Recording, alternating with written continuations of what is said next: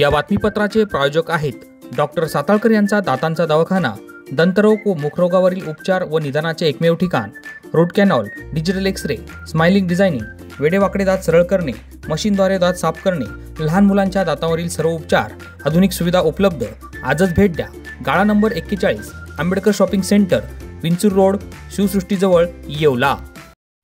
गणपती येत आहेत, चाकरमानी नव्हे तर कोकणवासीय असा शब्द वापरावा। राज्य सरकार लवकरच परिपत्रक काढणार आहे, कारण की चाकरमानी शब्द हा अवमानकारक असल्याचं वाटलं जातं। आणि हा काय फार पूर्वी जे आहेत ना, आमच्या कोकणातले बांधव जे आहेत ते बरेचसे जे बिचारे हे मुंबईच्या मिल्समधून काम करायचे बरेचसे, आणि त्यावेळेला तो लिखाणामध्ये चाकरमाने हा शब्द येऊन गेला। पण त्याच्यानंतर आता आपण पाहतो आहोत एक ते गिरण्या बंद झालेल्या आहेत। दुसरं, कोकणामध्ये जे आहेत फळबागा वगैरे ज्या आहेत त्या मोठ्या प्रमाणावर त्याची लागवड झाली। सरकारनं सुद्धा खूप मदत केली त्याच्यासाठी। त्याच्यामुळे जे इकडे नोकरी करणारे होते मुंबईतले ते बरेचसे लोक कोकणात जाऊन त्यांनी जे आहेत फळबागा लावल्या, 2 पैसे कमवायला सुरुवात केली। आणि बरोबर आहे की त्यांना कोकणवासीच आता म्हटलं पाहिजे। चाकरमानी कोणाची ती चाकरी करणारे असा त्याचा अर्थ होतो। पण जुन्या काळी जे आहे हे शब्द वापरले जायचे, आता कोकणवासी हा शब्द वापरणं हे एकदम बरोबर आहे। आणि सर, राज्याचे रोजगार हमी मंत्री आणि शिवसेना नेते भरत गोगावले पुन्हा एकदा वादाच्या भोवऱ्यात सापडले। आपल्या मतदारसंघातील 2 जिल्हा परिषद शिक्षकांची वैयक्तिक सहाय्यकपदी त्यांनी नियुक्ती केली आहे। मुख्यमंत्र्यांचा आदेश नसतानाही उसनवारी तत्वावर 2 शिक्षकांची शाळा सोडून थेट मंत्रालयात नियुक्ती केली आहे।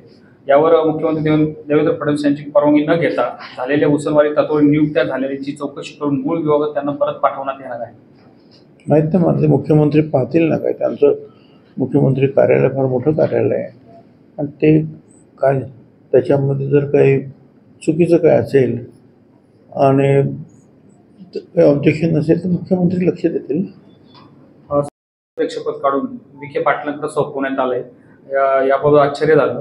काँग्रेसमधून भाजप वापसी झालेले विखे पाटील यांच्या मागे महसूल हे महत्त्वाचे खाते सोपवले होते। मराठा समाजाच्या प्रश्नासंदर्भात मंत्रिमंडळ उपसमितीचे अध्यक्षपद विखे पाटील यांच्याकडे सोपवून मुख्यमंत्र्यांनी चंद्रकांत पाटील यांना सूचक इशारा दिल्याचं मानलं जाते। काही सूचक इशारा वगैरे काही नाही आहे। अनेक वेळेला जे आहे तसं आपण एखादं खातं इकडं तिकडे देतो, त्याचं खातं त्याला देतो, तसं ते त्यांनी दिलं असेल।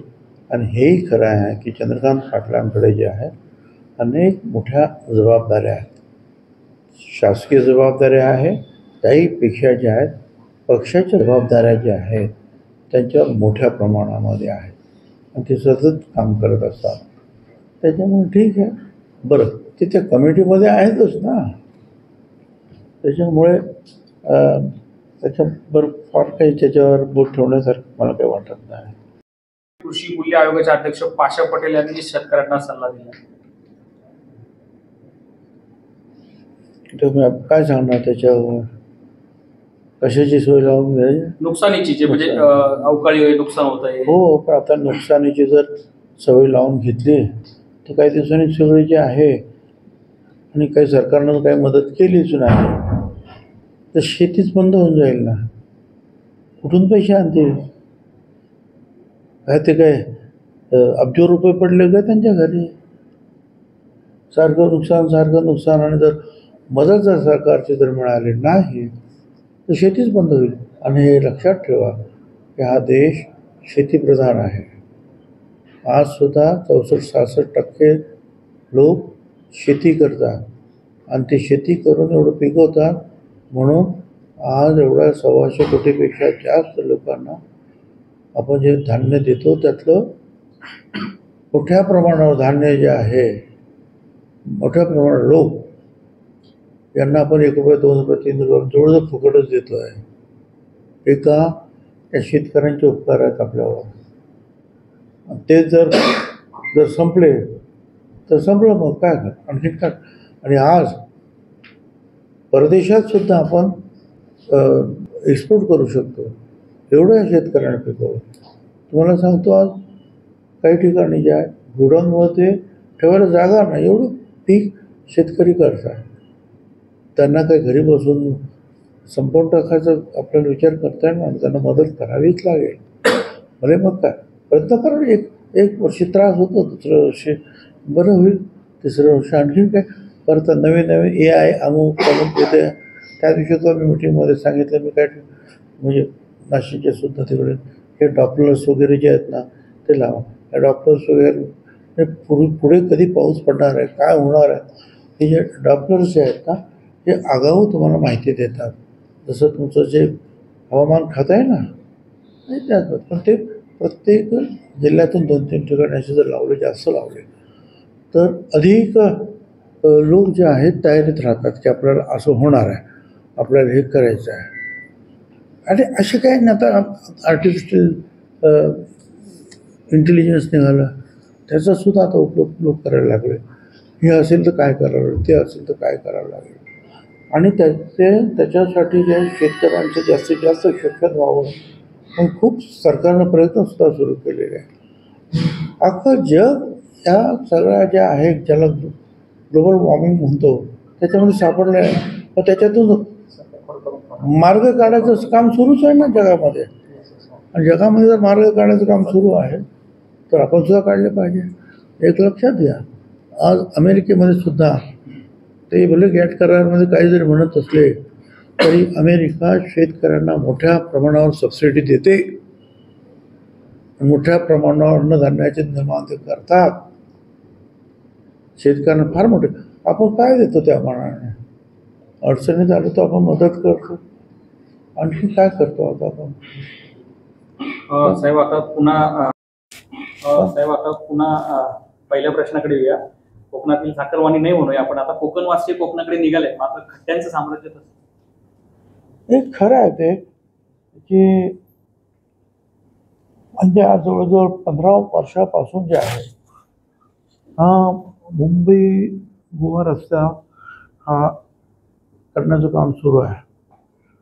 मी PWD मिनिस्टर असताना सुद्धा इंदापूरपर्यंत तो रस्ता आपण केला होता आणि तिकडून झारापत्रा देवी त्या बाजूने गोव्याच्या बाजूने इथपर्यंत व्यवस्थित काम झालं होतं.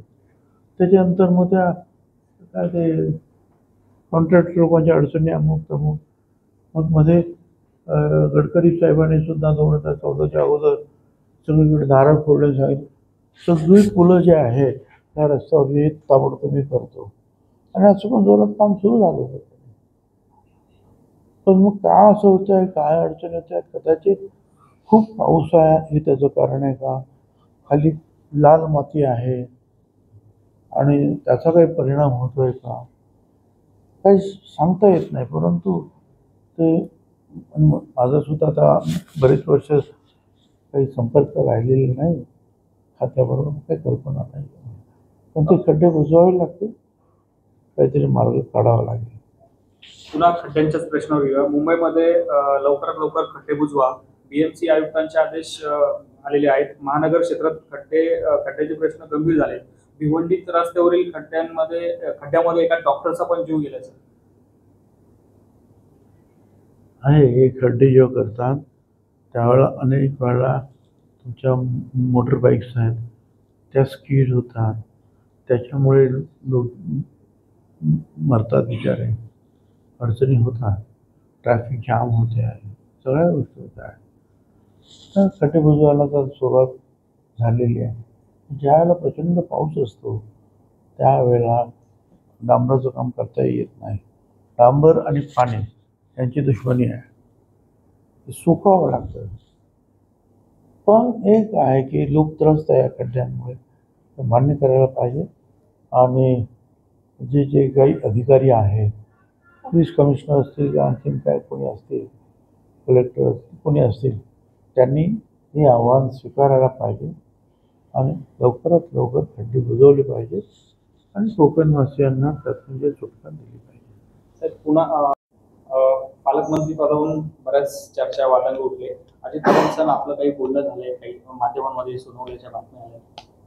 माध्यमं जे आहेत ना नेहमीच असे जे लावालावीची कामं करत असतात आणि ते फार लोकांपर्यंत की अजितदादाने काय टोला दिला आणि दटावलं फटावलं, असं काहीही नाही. उलट मला माहिती आहे मी ज्या वेळेला 2 दिवसापूर्वी जिल्हा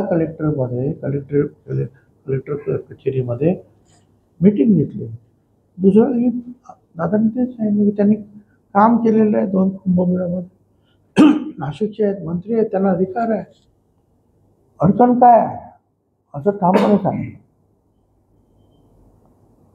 आणि मी तर आता जो काही कायदा केला त्याप्रमाणे स्थानिक मंत्री त्या समितीत असणार हे सुद्धा सांगितलं. ते असेल तर आम्ही जाऊन माहिती तर घेतलीच पाहिजे. त्याप्रमाणे आम्ही माहिती घेतली आणि कुठेही अजितदादाने मला दम मारला नाही. ते कधी असं करत नाही, जर माझ्या बाबतीत तरी. आणि असं केलेलं नाही. कृपया असं जे धंदे थांबवावे. काय कारण काय आहे? कारण मी काही चुकीचं काही केलं नाही. बरं, पालकमंत्र्याच्या बाबतीने काय म्हणून ते ठीक आहे. आम्ही आमचे जे नेते आहेत अजितदादा तटकरे आणि त्याची कोणी त्यांच्याशी चर्चा करू. आता आम्ही त्यांच्याबरोबर चर्चा करणार ना, आणखी कोणाबरोबर चर्चा करणार. आणि ते जर असेल तर त्याची चूक काय आहे? चूक काही नाही. ऑपरेशन सिंधूर अजून थांबलेलं नाहीये आणि अशामध्ये आता भारत पाकिस्तान जे आशिया कप जे तर त्यामध्ये मॅच होणार आहे. तर याच्यावर संजय राऊत यांनी पत्र पंतप्रधान मोदी साहेबांना लिहिलेलं आहे किंवा ती मॅच होऊन देऊ नये. आता हे ठीक आहे. आता मी लहान मनुष्य आहे, मी काय करतो म्हणजे लहानपणी क्रिकेट खेळत होतो, आता फक्त टी व्हीवर बघत असतो मॅचेस वगैरे. पण तर शासनाने काय निर्णय घ्यावे ते त्यांनी त्यांचं ते बघावं. पण एक आहे, पाकिस्तान आणि इंडिया ते भारत जे ज्या मॅचेस आहेत भारतात होत नाही आहेत, दुसऱ्या देशामध्ये होत आहेत. आता खेळायचं की नाही काय आहे, भारत सरकारने तर साराचा विचार केलाच असेल. मराठी वाद पुन्हा सुरू झालाय. म्हणजे जे पुणे मुंबईमध्ये होत होता तर नाशिकपर्यंत त्याचं लोण येऊन पोहोचले. नाशिकच्या जय भवानी रोड परिसरामध्ये परप्रांतीय आणि मराठी वाद उकळून आलाय. गाडीला धक्का लागल्याच्या क्षुल्लक कारणावरून वाद झाला. त्यामध्ये मनसैनिकांनी या परप्रांतीय इसमाला चोप दिला, धडा शिकवला. नाशिकच्या उपनगर पोलिसात दोन्ही बाजूंनी तक्रार झाली. हे लोन नाशिक पर्यंत आलंय वादाचं. मला असं वाटतं की आपण थोडंसं जे आहे शांतपणे, आता धक्का लागला तर पोलीस आहेत त्याच्यावर कारवाई करतील. कोणी कायदा हातात घेऊ नये हे मुख्यमंत्री वारंवार सांगतायत. पण आपण काय होतं की एखाद्या समाजाचा एक मनुष्य असेल आणि दुसऱ्या समाजाचा दुसरा मनुष्य, लढाई सुरू झाली तर आपण एकदम समाजाचं नाव घेऊन मोकळं करतो. तर म्हणजे ते वैयक्तिक बाचाबाची असते. आपण समाजाला घेऊन टाकतो. एखादा अल्पसंख्याक असेल आणि दुसऱ्या बाजूला आणखीन बहुसंख्याक असेल, आपसात मारामारी असतं. ताबडतोब आपण नाव घेऊन की 2 धर्मीयांमध्ये मारामारी. पण ते असे 2 व्यक्तीमधला तो प्रश्न असतो.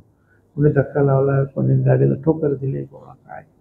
पण त्याच्यामुळे सर्व समाज गोवण्याचं काही कारण आहे असं मला काही वाटत नाही. होती की त्यांनी 1 दिवसापूर्वी वक्तव्य केलं होतं की आमची मैत्री आता संपली. मात्र अमित ठाकरे यांनी शेलारांच्या भेटीनंतर एक प्रतिक्रिया दिली आहे की आमची मैत्री ही जुनी आहे. चांगली गोष्ट आहे ना. असं राजकारणामध्ये कोणी विरोधक असतील, राजकारणात शत्रू असू नये. आपल्या विरोधी काम करणारे जे आहेत पक्ष असतील, नेते आहेत, ते आपले विरोधक आहेत, आपले शत्रू नाहीत. ही भावना ठेवूनच सगळ्यांनी वागलं पाहिजे. साहेब, शेवटी जरांगे पाटील 27 ऑगस्टला मुंबईवर जाण्यावर ठाम आहे. 26 तारखेपर्यंत सरकारने मराठा समाजाच्या मागण्यांचा विचार करावा असे ते म्हणाले. तसेच मराठा उपसमितीचा अध्यक्ष बदलणे म्हणजे नादी लावण्याचा आम्हाला खेळ आहे. जरांगे पाटील त्यांच्या 27 ऑगस्टच्या उपोषणावर ठाम आहे. आता जो समितीचा अध्यक्ष आहे की त्यांचा जी काही मागणी होती मराठा समाजाला आरक्षण द्या, तर ते आरक्षण दिलं गेलेलं आहे. 10% आरक्षण त्यांना आपण दिलं आहे आणि आम्ही ते टिकवणार असं सुद्धा मुख्यमंत्र्यांनी सांगितलेलं आहे. त्यामुळे तो खरं म्हणजे प्रश्न संपलेला आहे. कशासाठी हा आग्रह बाकीचा आहे हे कळण्याच्या पलीकडे आहे. बाकीच्या ज्या काही गोष्टी आहेत त्या जर आपण विचार केला, मग सारथी, बार्टी, महाज्योती हे वगैरे सगळे, तर सारथीच्या माध्यमातून जे आहे ज्या गोष्टी मिळालेल्या आहेत त्यापेक्षा कित्येक कमी गोष्टी ज्या आहेत आज महायुतीच्या वाट्याला आलेल्या आहेत. म्हणून मी मंत्रिमंडळात नेहमी सांगत असतो, हे आहे की ओबीसीचा संख्या ओबीसीची मोठी आहे, तरी मी हेच सांगतो की निदान समान वागणूक द्या सारथी मराठी आणि जे काय असतील सगळ्यांना. कारण विद्यार्थ्यांना कळत नाही की एक पैसे कोण देतं काय देते. हे खरं आहे की काही ठिकाणी जे आहेत आदिवासी आणि दलित समाजाला दिल्लीतून सुद्धा पैसे येतात. आम्ही हे विद्यार्थ्यांना नाही सांगू शकत ना. विद्यार्थ्यांना एवढंच माहिती की सरकार देत आहे, सरकार याला देतं मग मला काय देत नाही. म्हणून मी नेहमी असं की आणि त्यासाठी मुख्य सचिवाच्या आता मुख्य सचिवांनी याच्यात लक्ष देऊन सगळ्यांना समान वागणूक कशी मिळेल हे बघावं हे सातत्यानं मुख्यमंत्री सांगत आहेत. तर मला असं वाटतं की चांगलं काम चाललेलं आहे. मराठा विद्यार्थ्यांचे सुद्धा प्रश्न, राहण्याचे प्रश्न, जर राहायला नसेल तर वर्षभरामध्ये 60-70 हजार रुपये त्यांना देणं, अशा अनेक गोष्टी ज्या आहेत ह्या सोडवल्या जात आहेत. मग आता पावसामध्ये उगीच गणपती उत्सवामध्ये ते काय करणार आहेत मला काही कळत नाही. कशासाठी हा त्रास लोकांना देणार आहे. पण त्यांचं जर हेच म्हणणं असं की ओबीसीमध्येच पाहिजे तर आम्हीच हेच सांगू की बाई ओबीसीमध्ये एक तर 4 आयोगाने नाकारलेला आहे तुम्हाला घेण्यासाठी आणि सुप्रीम कोर्टाने फार मोठं जजमेंट दिलेलं आहे की यांना ओबीसी करता येणार नाही. आता ते जजमेंट टाळून सरकार निर्णय घेऊ शकत नाही ना. जे होणार नाही कायद्यानं तेच मला पाहिजे असं किती जरी म्हटलं तरी कसं काय होईल. या बातमीपत्राचे प्रायोजक आहेत hotel Vrindavan family restaurant pure veg. आमच्याकडे महाराष्ट्रीयन, पंजाबी, जैन फूड, चायनीज व इतर सर्व प्रकारचे खाद्यपदार्थ उपलब्ध. पार्सल सुविधा देखील उपलब्ध. फॅमिलीसाठी येवला शहरात कुठेही पिकअप ड्रॉपची सुविधा. बर्थडे, कॉन्फरन्स, शुभकार्य समारंभासाठी हॉल उपलब्ध. आमचा पत्ता hotel Vrindavan family restaurant, Santosh वाता मंदिर शेजारी, मनमाड रोड, येवला, 92 26 88 36 37.